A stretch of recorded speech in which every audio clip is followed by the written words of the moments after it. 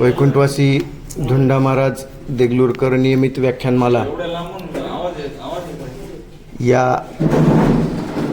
व्याख्यानमाला समितीचे आजच्या या कार्यक्रमाचे अध्यक्ष उपप्राचार्य डॉक्टर संजय अवधाने सर, समितीचे समन्वयक डॉक्टर मारुती बामणे, उपस्थित सर्व माझे सहकारी बंधूंनो आणि भगिनींनो, नियमित व्याख्यानमालेला खंड पडू नये, ती सुरू राहावी.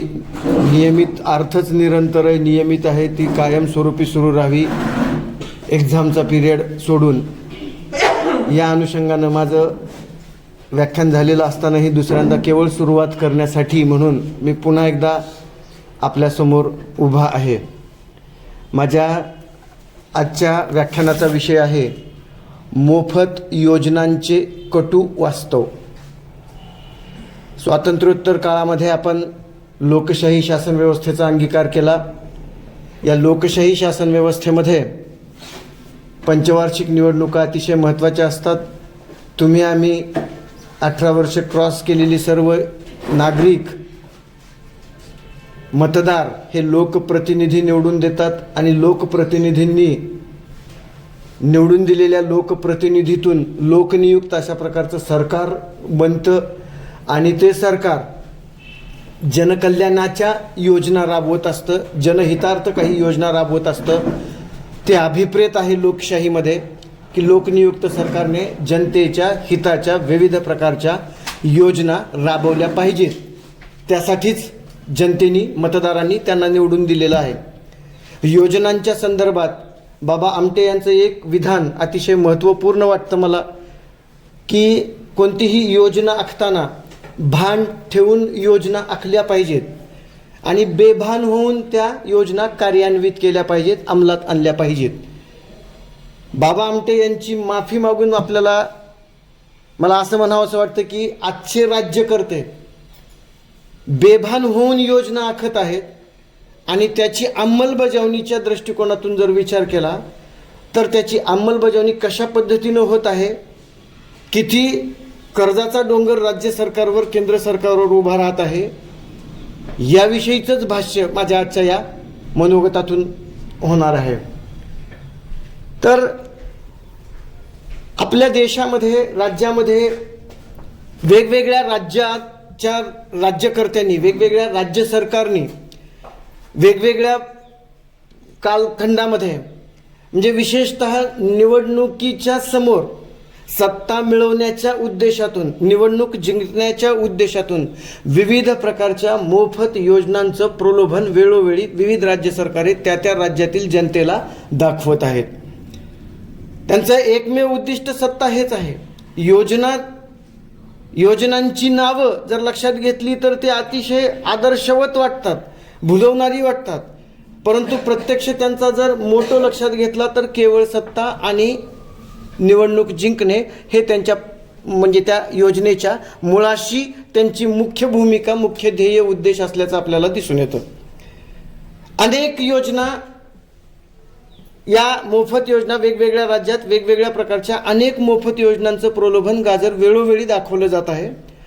त्याच्यामध्ये जर सुरुवात या योजनेची कधी झाली असेल तर माझ्या जे वाचण्यात आलेल्या इसवी सन 2006 मध्ये तामिळनाडूमध्ये द्रविड मुन्नेत्र कळघम द्रमुक या पक्षाने प्रथमतः म्हणजे कलर टीव्ही देण्याचं आश्वासन, मोफत कलर टीव्ही देण्याचं आश्वासन 2006 मध्ये मतदारांना दिलं आणि त्यावेळेसपासून हळूहळू ही चेन ही सुरू झाली, सर्व राज्यामध्ये, देशातल्या सर्व राज्यामध्ये सुरू झाली.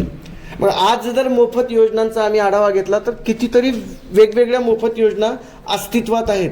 मग मोफत म्हणजे तुमचा मोफत टॅब देण्याची योजना, मोफत लॅपटॉप देण्याची योजना, मोफत फवारणी पंप, मोफत शिलाई मशीन, मोफत धान्य वाटप, मोफत वेगवेगळ्या, म्हणजे आता लाडकी बहीण असेल, मा सन्मान योजना असेल, महिला सन्मान योजना असेल, पंतप्रधान म्हणजे गरीब कल्याण अन्न योजना असेल, वेगवेगळ्या राज्य सरकारनी वेगवेगळ्या नावांनी वेगवेगळ्या पद्धतीनं ह्या योजना कार्यान्वित केलेल्या आहेत, लागू केलेल्या आहेत.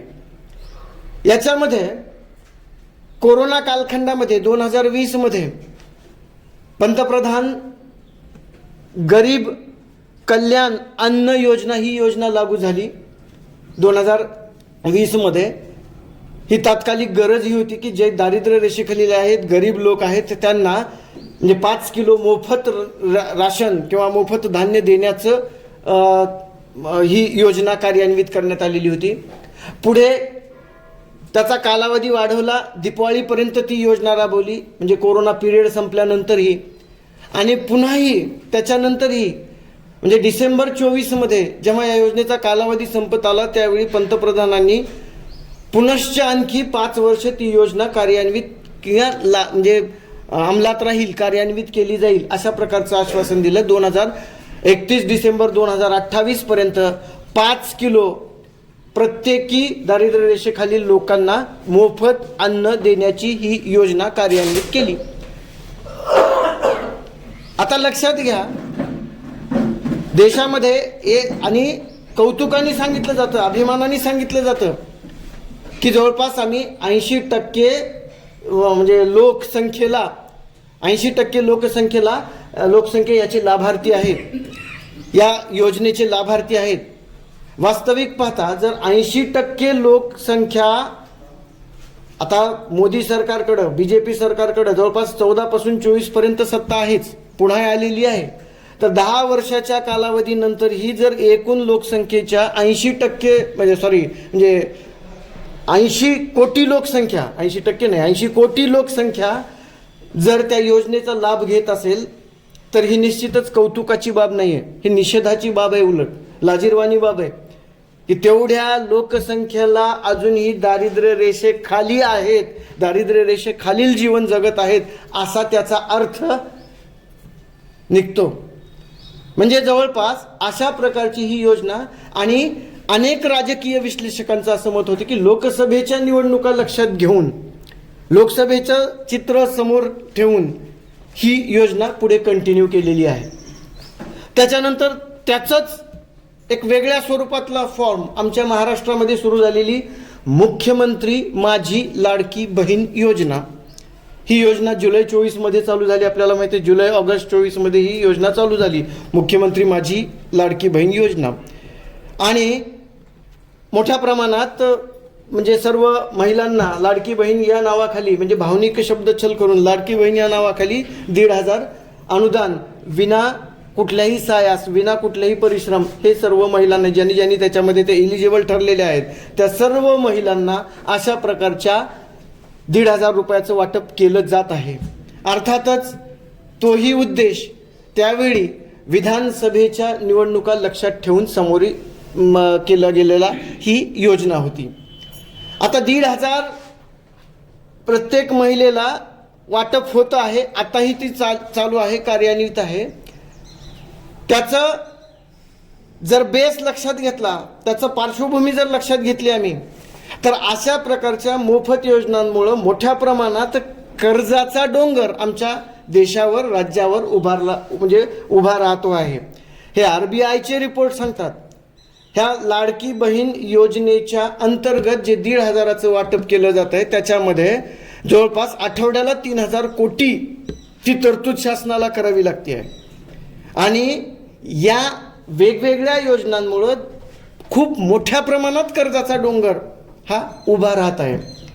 दुसरी गोष्ट, दुसरीकडे लक्षात घ्या की ह्या योजनेच्या नावावरून सुद्धा किंवा त्या योजनेचं श्रेय लाटण्यासाठी ह्या युतीमध्येच परस्पर कसा बेबनाव किंवा परस्पर अशा म्हणजे परस्पर वाद विवाद सुद्धा झालेला आपल्याला दिसून येतं की मुख्यमंत्री माझी लाडकी बहीण योजना हे जेव्हा राष्ट्रवादी गटाचे अजित पवार युतीतले हे जेव्हा जनसन्मान ह्याच्यामध्ये रॅलीमध्ये वगैरे जिथं जिथं जात असत तिथं त्यांनी तो मुख्यमंत्री शब्द वगळला आणि माझी लाडकी बहीण योजना असंच त्याचं नामकरण ते संबोधू लागले. यावरून शिंदे गट नाराज झाला आणि त्यांनी तीव्र आक्षेप अजित पवार यांच्या या भूमिकेवर घेतला. आणि म्हणजे जिथं त्या योजनेच्या केवळ नावावरून योजना राबवणाऱ्या राज्यकर्त्यांमध्ये एवढा बेबनाव असेल, एवढा वाद असेल, एवढा शब्दच्छल करून ते जर परस्परांमध्ये क्रेडिट घेण्यासाठी इतक्या मोठ्या प्रमाणात त्यांच्यामध्ये जर मतांतर वैचारिक असतील, तर ती योजना कशी राबवत असतील याचा विचार आपण थोडंसं सुज्ञ सर्व श्रोतेवृंदांनी करावा. म्हणजे योजना ही या पद्धतीच्या वेगवेगळ्या म्हणजे ह्या योजनांचे हे म्हणजे त्याची दुसरी बाजू सुद्धा आम्ही या पद्धतीनं लक्षात घेतली पाहिजे. त्याच्यानंतर थोडंसं जर लक्षात घेतलं की ज्यावेळी ही योजना कार्यान्वित झाली जुलैमध्ये ऑगस्टमध्ये, तर इतर योजनांचा निधी या योजनेसाठी वळवण्यात आला, ट्रान्सफर करण्यात आला.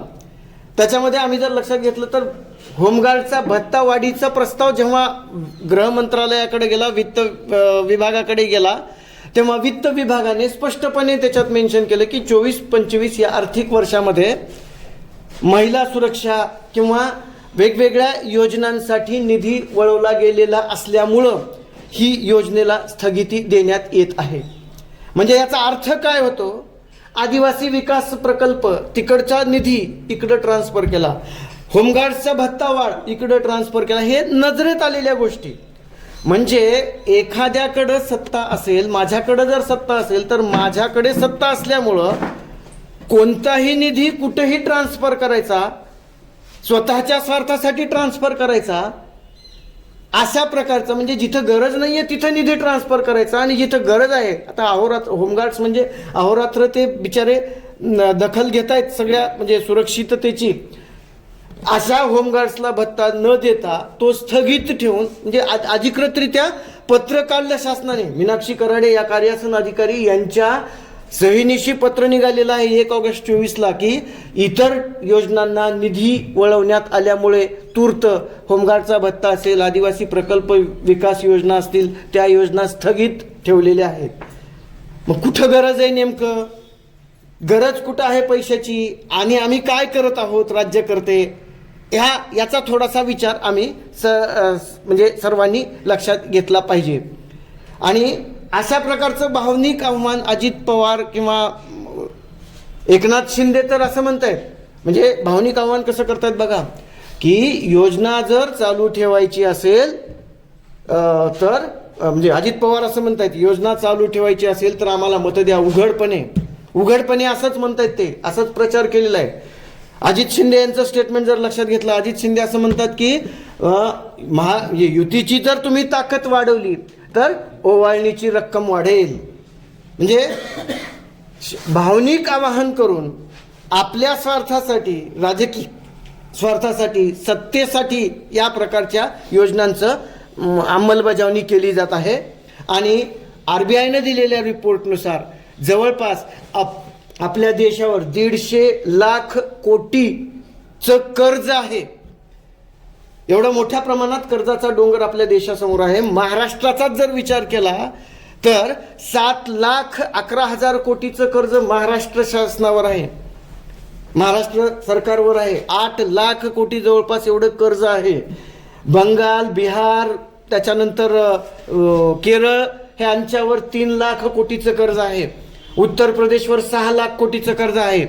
दिल्ली, जिथं केवळ दिल्ली राज्याची लोकसंख्या केवळ 2 कोटी आहे, त्याच्यावर 55,000 कोटीचं कर्ज आहे.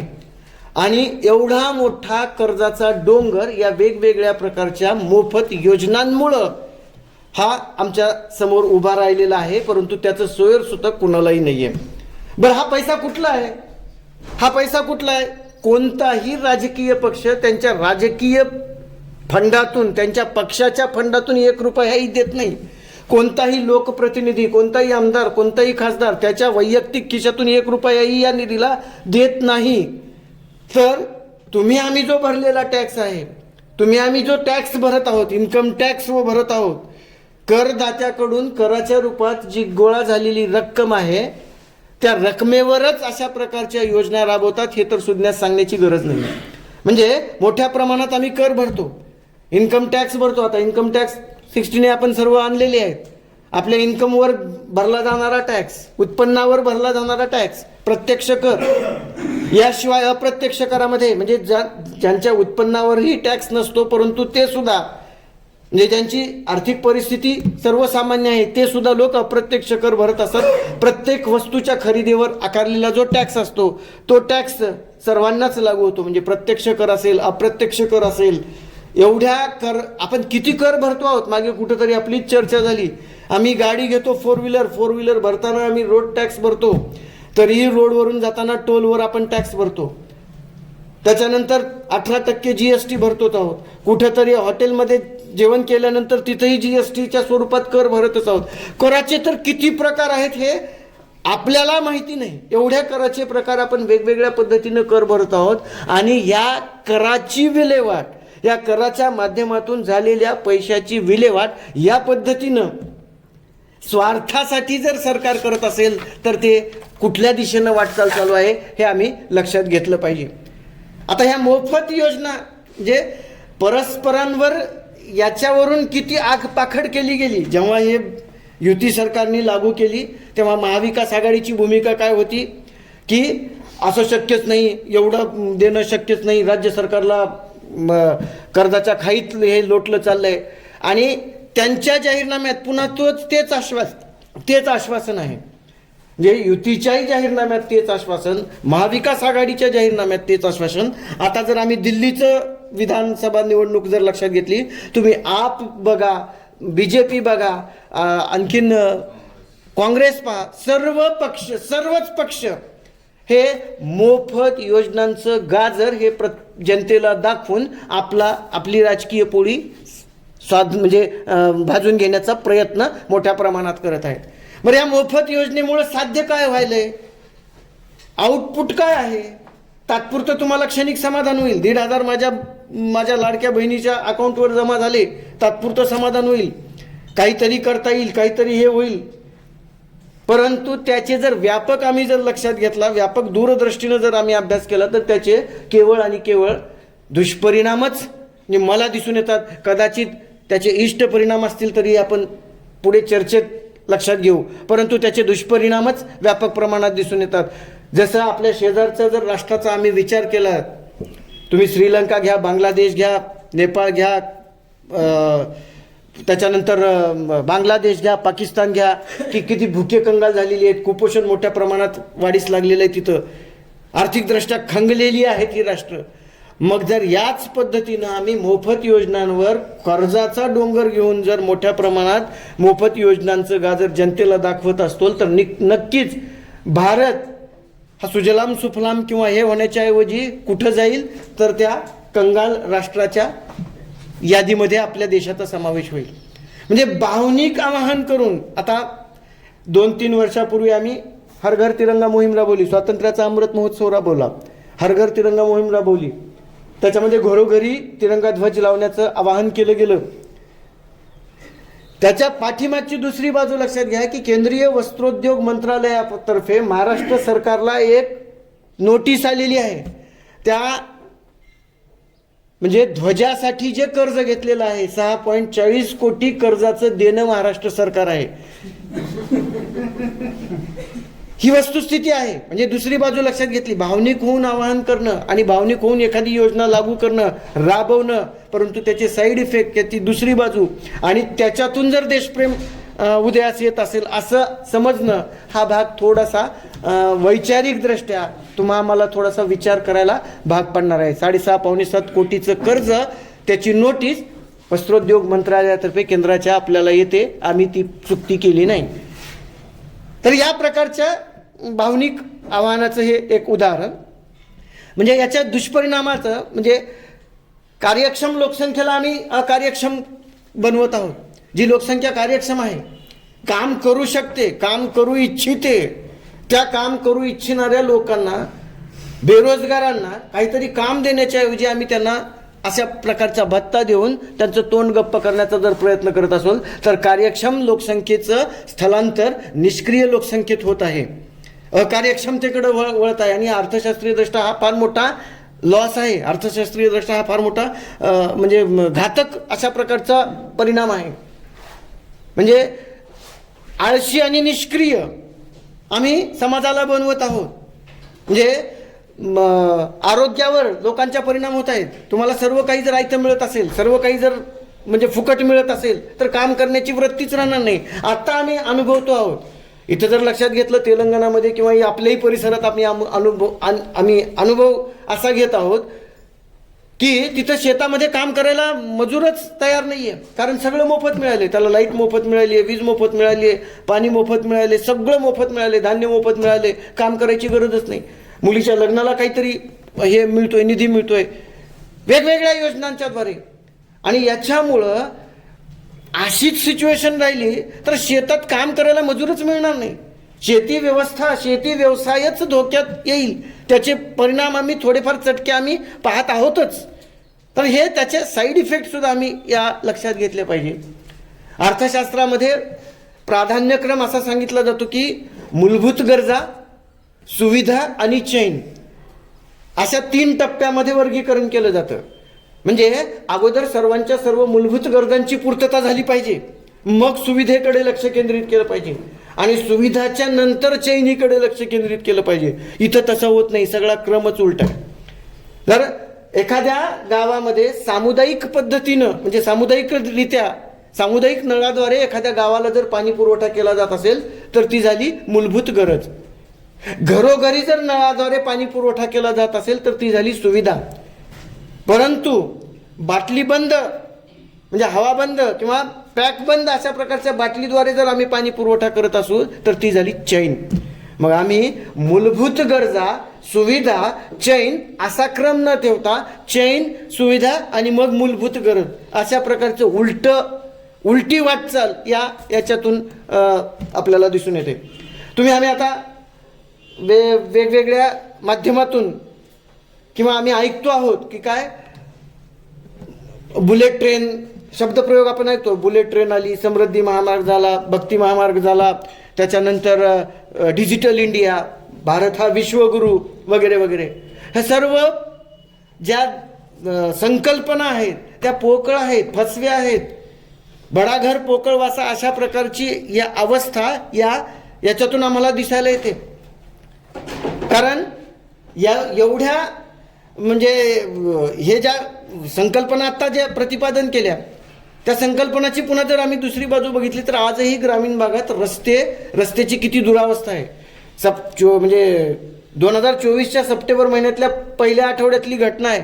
गडचिरोली जिल्ह्यात अहेरी तालुक्यात एक दाम्पत्य, कुणी ऐकलं असेल तर, त्याच्या मुलाला आणि मुलीला म्हणजे नवरा बायको आपल्या मुलाचं मृतदेह कडेवर घेऊन येत आहेत. का तर दलदलीचा रस्ता आहे, रस्ता नाही, वाहन येऊ शकत नाही.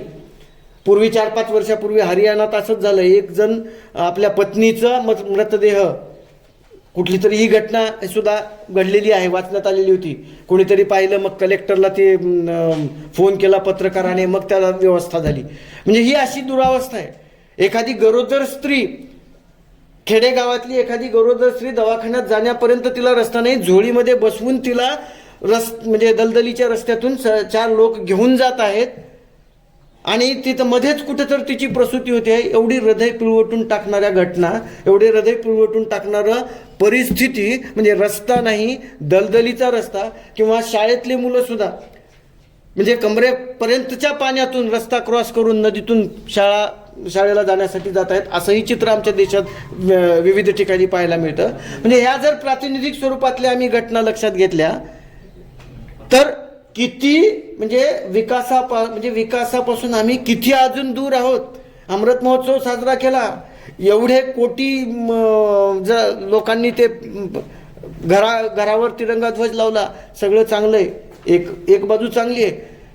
परंतु ते देशप्रेम त्याच्यातूनच नाही आहे. देशप्रेम हे कृतीतून सिद्ध व्हावं लागतं. जर आमच्या देशातल्या बांधवांना अजून दलदलीच्या रस्त्यातूनच प्रवास करावा लागत असेल, प्रचंड यातना सहन कराव्या लागत असतील, तर त्यातून होणारी वाटचाल किती विनाशाकडं आहे हे आम्ही इथं लक्षात घेतलं पाहिजे. परवा आम्ही वरोऱ्याला जाऊन आलो. बाबा आमटे प्रणित वरोऱ्याचे जर आम्ही प्रकल्प लक्षात घेतले, वेगवेगळे प्रकल्प तिथं जे चालू आहेत प्रकल्प, तर तिथं अक्षरशः दिव्यांग लोक म्हणजे कर्णबधीर आहेत, मूकबधीर आहेत, अंध आहेत, अशा प्रकारचे दिव्यांग लोक वेगवेगळ्या प्रकारच्या कलाकुसरीच्या वस्तू तयार करतायत. वेगवेगळ्या जीवनावश्यक वस्तूंची निर्मिती करतायत. कुष्ठरोगाने हात झडून गेलेले लोक ते सुद्धा वेगवेगळ्या पद्धतीचं उत्पादन प्रक्रियेत भर टाकतायत. म्हणजे नेतृत्व जर अशा प्रकारचं असेल, तुम्हाला कामाकडे घेऊन जाणार असेल, रचनात्मक कार्याकडे घेऊन जाणार असेल, तर त्या देशाचा नक्की विकास ठरलेला आहे.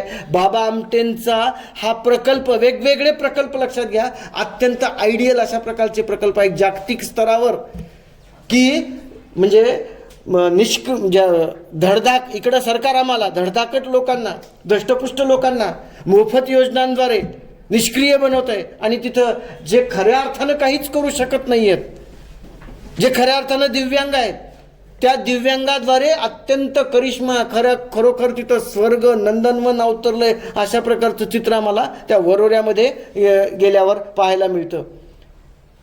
प्रामुख्यानं देशाची प्रगती, देशाचा विकास हा आम्हाला जर अमेरिकेप्रमाणे, जपानप्रमाणे जर विकासाची गती गाठावयाची असेल, तर उगी विनाकारण 500च्या नोटा, 100च्या नोटा, 200च्या नोटा वारेमाप छापल्या म्हणजे देशाचा विकास होत नाही. देशाचा विकास हा रोजगार निर्मितीतून होतो. त्या हाताला काम मिळालं तर त्या देशाचा विकास होतो. इथं हाताला काम नाहीये आणि मोफत योजना, अशा प्रकारचा विरोधाभास या वेगवेगळ्या ह्याच्यात दिसून येतो. श्रम ही श्रीराम है हमारा, ही घोषणा बाबा आमटेंची आहे. श्रमातून विकास होतो, परिश्रमातून विकास होतो. विकासाकडे वाटचाल करायची असेल तर हाताला रोजगार मिळाला पाहिजे, परिश्रम केले पाहिजेत. केवळ नोटा छापून विकास होत नाही. अक्षरशः मे महिन्यामध्ये तिथं त्यांच्या आवाहनाला, म्हणजे आवाहनाला सामोरं जाऊन किंवा त्यांच्या आव्हानाला प्रतिसाद देऊन बाबा आमटे प्रणीत जे प्रकल्प आहेत, सोमनाथच्या रखरखत्या उन्हात सोमनाथच्या जंगलामध्ये बंधारे बांधण्याचं कार्य सगळा युवा वर्ग देशातून वेगवेगळे युवकाच्या झुंडीच्या झुंडी तिथं मे मध्ये जातात आणि तिथं अशा प्रकारची परिश्रमाची कामं करतात. हे आयडियल तत्व आम्ही आमच्या अर्थव्यवस्थेमध्ये स्वीकारलं पाहिजे. आमटे कुटुंबियांचा आदर्श हा इथं आम्ही लक्षात घेतला पाहिजे. तर या पद्धतीनं वेगवेगळ्या ह्या योजना राहुल गांधी 8,500 रुपये दर महिना प्रत्येकाच्या महिलेच्या खात्यात अकाउंटमध्ये पडतील, खटाखट खटाखट हा शब्दही खूप गाजला. म्हणजे एखादा पक्ष दुसऱ्या पक्षावर ज्याच्यासाठी विरोध करतोय, त्याच्यावर टीका करतोय, तोच पक्ष तीच भूमिका घेतोय आणि मोफत योजनांचं गाजर दाखवतो. किती मोठा विरोधाभास आहे. एखादा पक्ष कशाला, या महायुतीतल्याच जे सुरुवातीला सांगितलं, अजित पवार आणि एकनाथ शिंदे, मुख्यमंत्री माझी लाडकी बहीण आणि माझी लाडकी बहीण, नावावरून श्रेय घेण्यावरून अंतर्गत जर वाद असतील तर त्या कशा योजना राबवल्या जात असतील याचं थोडंसं चिंतन करणं गरजेचं आहे. सुरुवातीला लोकशाहीच्या मुद्द्यावरून मी याला सुरुवात केली. लोकशाहीच्या मुद्द्याकडेच येतो आणि मी पूर्णविराम देतो की आम्ही जर लक्षात घेतलं 2024 मध्ये लोकसभेच्या निवडणुका झाल्या. 543 सदस्य आम्ही निवडून दिले देशामध्ये. या 543 सदस्यांपैकी जवळपास म्हणजे 46% 252 खासदारांवर गुन्हेगारी पार्श्वभूमीचे 252 खासदार आहेत. विचार करा, 252 खासदार. 27 खासदारांवर तर म्हणजे 27 खासदारांना तर न्यायालयानं दोषी ठरवलेलं आहे. 170 खासदारांवर खुनाचे आरोप किंवा खुनाचा प्रयत्न, महिलांचं लैंगिक शोषण या पद्धतीचे आरोप 170 खासदारांवर आहेत. म्हणजे एवढी गुन्हेगारी स्वरूपाची पार्श्वभूमी असलेले खासदार आम्ही निवडून देतो आहोत आणि ते राज्य करत आहेत. वेगवेगळे ही जर सिच्युएशन लक्षात घेतली तर कुठलाही पक्ष त्याच्यात स्वतःला म्हणजे खूप चारित्र्य आणि शुद्ध समजणारा पक्षही त्याच्यापासून अलिप्त नाहीये. भाजपाचे 39% खासदार गुन्हेगारी पार्श्वभूमीचे आहेत. काँग्रेसचे 49% खासदार, त्याच्यानंतर सपाचे 45% खासदार, DMKचे 59% खासदार, TDPचे 50% खासदार. ह्या खासदारांची पार्श्वभूमी पूर्णतः गुन्हेगारी स्वरूपाची आहे. वाल्मिक कराड प्रकरण आपण आता अनुभवत आहोत. मस्साजोगच्या सरपंचाची हत्या, अनुभवत आहोत, काय प्रकार चाललाय हे आपण अनुभवत आहोत. म्हणजे इतकं विचित्र आणि इतकं विघ्न संतुष्ट अशा प्रकारचं कार्य आमच्या देशात लोकशाही या पवित्र शब्दाच्या नावाखाली चालू आहे, हे आम्ही लक्षात घेतलं पाहिजे. आज विनाअनुदानचं धोरण, अंशतः अनुदानचं धोरण असेल किंवा आता मुख्य लाडकी बहीण त्याप्रमाणे लाडकी भाऊ योजना असेल, ह्या योजना सगळ्या जर आम्ही लक्षात घेतला तर जिथं निधीची गरज आहे तिथं निधी वापरायचा नाही आणि जिथं गरज नाही तिथं निधी वापरायचा. जिथं बेसिक इन्फ्रास्ट्रक्चरच नाही आहे, म्हणजे माझ्या हातात सत्ता आहे म्हणून मी कसाही पैसा कुठंही कसाही उडवणार, अशी जर ही या राज्यकर्त्यांची नीती असेल, राज्यकर्त्यांचं धोरण असेल, तर अतिशय विघातक, अतिशय विनाशक अशा प्रकारचा काळ आहे. ह्या मोफत योजनांच्या बाहेर जाऊन शुद्ध हवा देणारं, शुद्ध ऑक्सिजन देणारं, शुद्ध पाणी पुरवठा करणारं, सक्षम अशा प्रकारचं म्हणजे न्याय व्यवस्था निर्माण करणारी, सक्षम अशा प्रकारची म्हणजे गुन्हेगारींना नियंत्रणात ठेवणारी, अशा सक्षम अशा प्रकारची पोलीस यंत्रणा ज्यावेळी आमच्या देशामध्ये लागू होईल, ज्यावेळी ह्या प्रकारचं आश्वासन आमचे राज्यकर्ते देतील आणि ते आश्वासन पूर्ण करण्याचा प्रयत्न करतील, तेव्हा खऱ्या अर्थानं आमची लोकशाही यशस्वीतेकडे जाईल असं मला वाटतंय. आणि मोफत योजना ह्या एक खूप मोठा, भलेही त्याचे काही पॉझिटिव्ह पॉईंट्स आपण नमूद कराल, परंतु मोठ्या प्रमाणात हा एक व्यापक प्रमाणात रोग पसरल्यासारखं एक विष, स्लो पॉयझन अशा प्रकारचं हे स्वरूप आहे. म्हणजे मोफत योजनांच्या ऐवजी म्हणजे रोजगार निर्मिती जर केली तर नक्कीच विकासाचं ते प्रवेशद्वार ठरेल, अन्यथा केवळ मोफत योजना ह्या स्लो पॉयझनिंग प्रमाणात देशाला म्हणजे पोखरत राहतील असं मला वाटतंय. मला इथं संधी दिली, आपण बोलण्याची संधी दिली, त्याबद्दल मी सर्वांचे समितीचे आभार व्यक्त करतो आणि मी माझी रजा घेतो. धन्यवाद.